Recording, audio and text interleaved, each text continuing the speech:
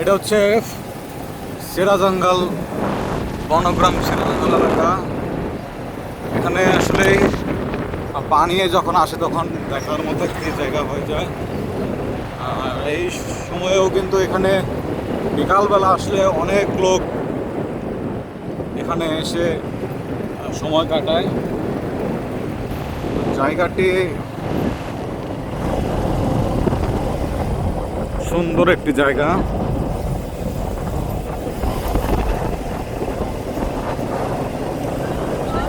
এক সময় এই জায়গা দিয়ে মানুষ চলাচল করতে ভয় পেলেও এখন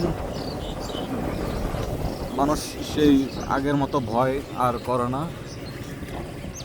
এখানকার যে শিমুল গাছ এবং বট গাছের ছায়া মানুষ অনেক বসে থাকে।